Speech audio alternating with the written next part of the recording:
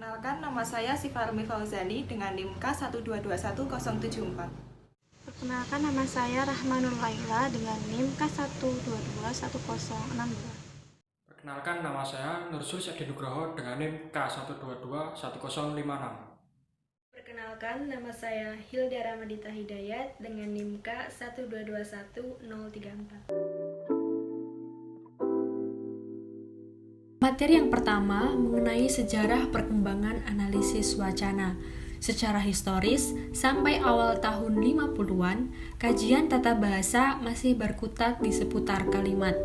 John Ford, Inggris, pada tahun 1935 menganjurkan untuk menelaah bahasa percakapan.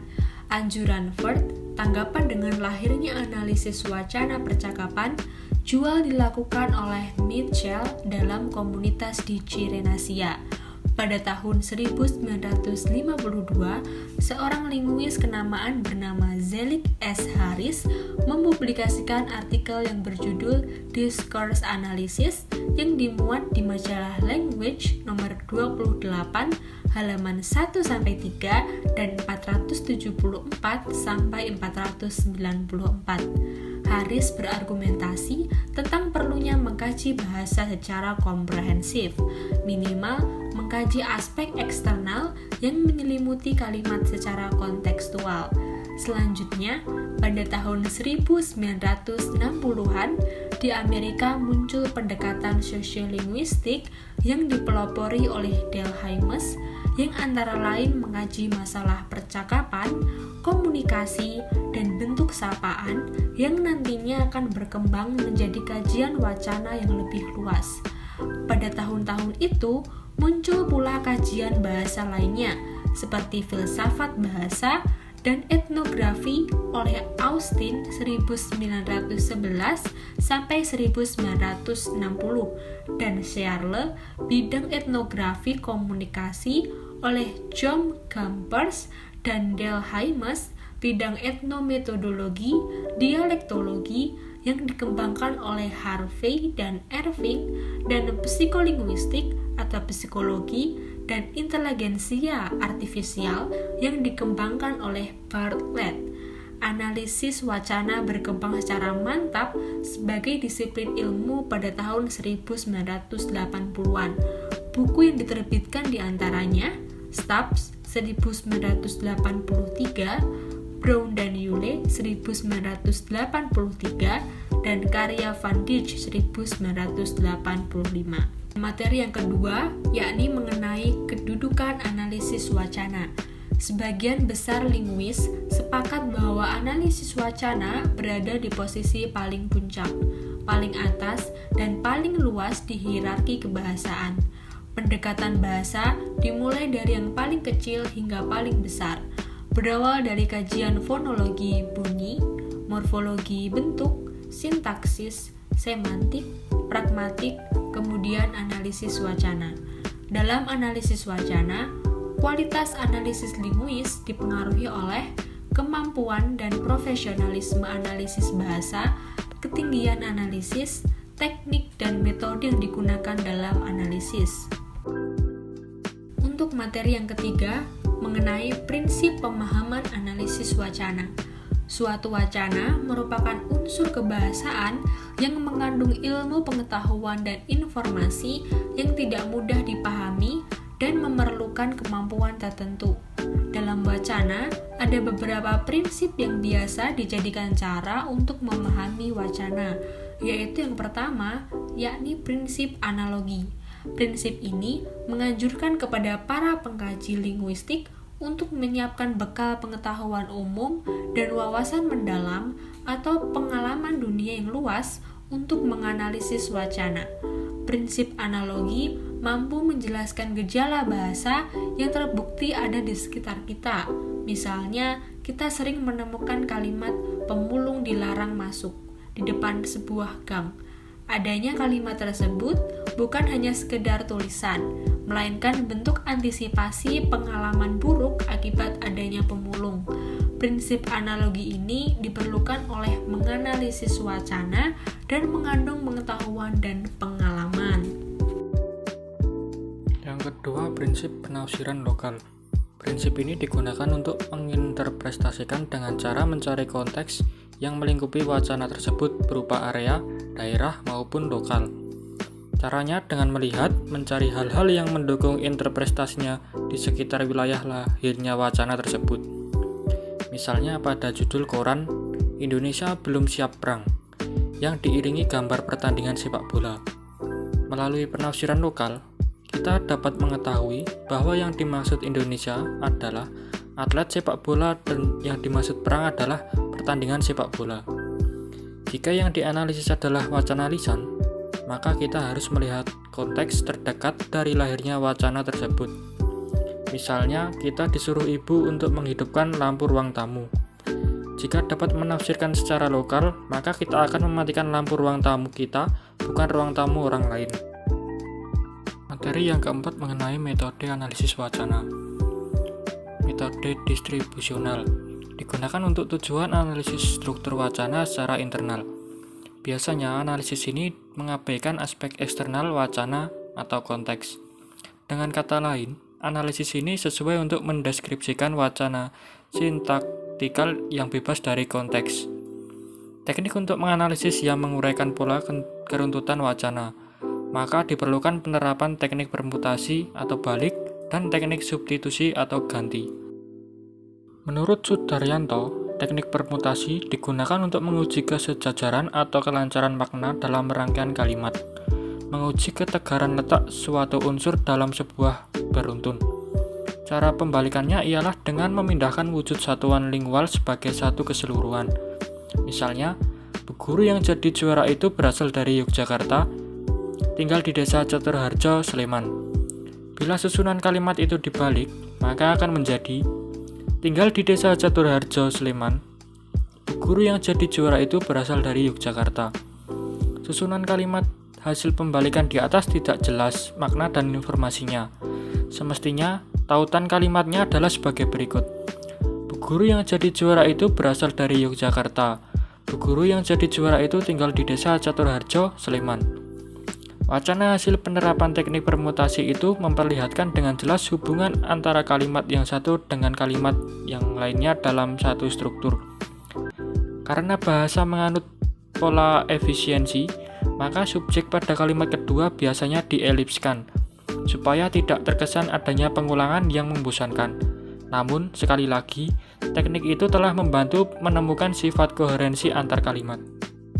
Teknik substitusi menurut Sudaryanto adalah teknik analisis kalimat atau rangkaian kalimat dengan cara mengganti bagian unsur kalimat tertentu dengan unsur lain di luar bersangkutan. Teknik ini diterapkan untuk mengetahui dan menguji keserasian tautan makna dari suatu unsur dengan konteks internalnya. Majalah Jakalodang menerima sumbangan tulisan dan gambar dari pembaca. Redaksi berhak mengubah tulisan yang akan dimuat tanpa mengubah isi tulisan tersebut. Perhatikan hasil penerapan teknik ganti berikut ini. Majalah Kartini menerima sumbangan tulisan dari para. Penggantian justru mengakibatkan susunan kalimat itu menjadi tidak koheren dengan kalimat sebelumnya. Artinya, penerapan teknik ganti itu telah membuktikan bahwa bentuk-bentuk tertentu tidak begitu saja dapat menggantikan bentuk lainnya. Teknik ganti adalah teknik pembuktian gramatikal atas struktur kalimat. Metode analisis wacana yang kedua adalah metode pragmalinguistik. Metode ini melihat wacana sebagai satuan lingual atau struktur kebahasaan yang mengedepankan aspek-aspek pragmatik. Biasa dikenal dengan sebutan analisis kebahasaan. Istilah pragmalinguistik kemudian berubah menjadi pragmatik saja, yang merupakan kajian tentang cara bagaimana para penutur dan petutur dapat memakai dan memahami tutur sesuai dengan konteks situasi yang tepat. Pragmatik menelaah makna eksternal menurut I. Dewa Putuwijana pada tahun 1996 halaman 2. Kancah yang dipelajari pragmatik mencakup 4 hal, yaitu yang pertama adalah deiksis, yang kedua adalah tindak ujar, ketiga adalah praanggapan, dan yang keempat adalah implikator. Yang pertama adalah deiksis. Deiksis adalah hal atau fungsi menunjuk sesuatu di luar bahasa. Menurut Harimurti Krida Laksana, tahun 1984, halaman 36. Kata-kata yang bermakna persona seperti saya, tempat seperti sini, dan waktu seperti sekarang misalnya adalah kata-kata yang bersifat deiktis. Kata-kata seperti itu tidak memiliki referensi yang tetap. Ini berbeda misalnya dengan kata kursi, meja, lukisan, ataupun rumah. Siapapun yang mengucapkan kata rumah, dimanapun tempatnya, pada waktu kapanpun, referensi yang diacu tetap sama. Akan tetapi, referensi kata saya, sini, sana, dan sekarang baru dapat diketahui jika dikatakan pula siapa, di tempat mana, dan pada waktu kapan kata-kata itu diucapkan. Misalnya, seorang pejabat pemerintah yang sedang berpidato di sebuah pameran mengucapkan, "Saya suka lukisan-lukisan naturalisme itu." Kata saya pada kalimat tersebut bersifat deiksis dan berarti adalah pejabat itu sendiri karena dia yang mengucapkannya. Nah, yang kedua adalah tindak ujar. Tuturan dan seseorang atau penutur tentu saja tidak semata-mata hanya asal bicara, tetapi mengandung maksud tertentu. Fungsi inilah yang menjadi semangat para penutur untuk menindakkan sesuatu. Misalnya, kita sering mendengar seorang ibu mengatakan kepada salah seorang anaknya, "Tina, adik belum makan." Tuturan itu bukan sekedar pemberitahuan ibu kepada seorang anaknya Tina bahwa adik Tina belum makan, namun juga untuk menindakkan sesuatu, yaitu ibu itu memerintahkan agar Tina memberi makan atau menyuapi adiknya. Dalam sehari-hari, hal seperti itu banyak terjadi. Menurut Bambang Kaswantipurwo pada tahun 1990, halaman 20, hal-hal yang ditindakkan di dalam suatu percakapan sebagai fungsi komunikasi antara lain adalah permintaan atau request, perintah atau command, ajakan atau invitation, tawaran atau offers, dan penerimaan tawaran atau acceptance of offers. Konsep tindak ujar dalam suatu tuturan dikemukakan oleh I.R. Shirley pada tulisannya yang berjudul Speak Act pada tahun 1969. Kemudian Austin dalam buku How to Do Things with Words mengembangkan konsep tersebut. Konsep tindak ujar dalam kajian pragmatik terbagi menjadi 3, yaitu tindak lokusi, ilokusi, dan berlokusi. C. Metode analisis konten. Metode analisis konten atau analisis isi digunakan untuk menganalisis isi dari suatu wacana. Misalnya karya lebih dari itu, kajian konten analisis juga dapat mengantarkan wacana untuk membuat inferensi-inferensi yang dapat ditiru dan sahih data dengan memperhatikan konteksnya. Kenipen 1991-15. Singkatnya, analisis konten digunakan untuk menyusun interpretasi penelitian yang sesuai dan komprehensif. Sesuai dengan prosedurnya, langkah-langkah penelitian yang menggunakan metode analisis konten adalah sebagai berikut. 1. Pengadaan data yang terdiri dari A. Penentuan satuan atau unit, B. Penentuan sampel, dan C. Perekaman atau pencatatan. Yang kedua adalah reduksi data atau data yang kurang relevan dikurangi. Kemudian yang ketiga adalah inferensi atau proses pengambilan kesimpulan-kesimpulan. Dan yang keempat adalah analisis atau mencari isi dan makna simboliknya. Berkaitan dengan analisis wacana, analisis konten digunakan untuk 2 tujuan. Carney 1972-45, yaitu tujuan deskriptif, mendeskripsikan struktur dan isi wacana, dan tujuan inferensial, menginferensikan atau membuat kesimpulan suatu maksud dan akibat dipakainya. D. Metode deskriptif. Metode deskriptif dapat digunakan untuk memerikan, menggambarkan, menguraikan, dan menjelaskan fenomena objek penelitian. Dalam kajiannya, metode ini menjelaskan data atau objek secara natural, objektif, dan faktual atau apa adanya. Adi Kunto 1993-310. Metode deskriptif yang digunakan untuk meneliti wacana umumnya berusaha membuat klasifikasi objek penelitian. Hasil klasifikasi tersebut selanjutnya dianalisis secara deskriptif. Penelitian ini dapat diterapkan misalnya pada wacana surat kabar. Beberapa peneliti deskriptif umumnya akan mencari, memutuskan, memilih, dan kemudian mengumpulkan 1 atau 2 jenis wacana yang ada dalam surat kabar. Untuk selanjutnya, jenis wacana yang sudah ditentukan sebagai objek penelitian tersebut dianalisis melalui pendekatan deskriptif. Langkah-langkah analisis deskriptif menganalisis wacana surat kabar antara lain misalnya 1. Memilih dan menentukan jenis wacana yang akan diteliti. Seperti diketahui, di dalam surat kabar terdapat berbagai wacana yang dapat diteliti. Misalnya, wacana kolom artikel, wacana kartun, wacana judul headline, wacana berita olahraga, wacana resep masakan, wacana pembaca, dan sebagainya. Yang kedua, menentukan unit analisis. Jenis wacana yang telah ditetapkan sebagai subjek peneliti harus segera dipilah dan ditentukan satuan data yang dijadikan dasar analisis. Satuan data analisis ini disebut sebagai unit analisis. Misalnya, penelitian referensi wacana dalam rubrik pikiran pembaca.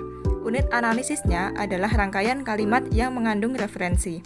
Yang ketiga, mendeskripsikan atau menganalisis satuan data. Sejumlah rangkaian kalimat terpilih, kemudian diklasifikasi dan direduksi untuk mendapatkan data yang valid dan reliable. Beberapa gejala referensi yang memiliki kesamaan pola dikelompokkan, untuk kemudian dianalisis secara deskriptif. Hasil dari analisis deskriptif adalah seperangkat uraian yang memaparkan, menggambarkan, mengurai, atau menjelaskan gejala referensi yang terjadi dalam wacana pikiran pembaca.